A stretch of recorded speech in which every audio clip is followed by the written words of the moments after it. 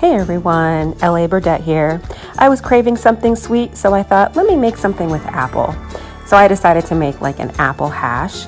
So I just did a little this and that. I didn't really do any specific measurements, but I did a little bit of baking powder, not soda, a little bit of cinnamon, coconut flour, and blanched almond flour. Just a little bit in a small bowl. And I used a very small apple, chopped it up, added a little dash of vanilla extract, followed by some melted butter from grass-fed cows. Don't judge my pan. And then I used 2 pasture-raised eggs, a little bit of a stevia blend into the mixture. And then I went ahead and started to warm up my beef tallow for cooking. And then I added a little bit of heavy cream until it formed a nice consistency.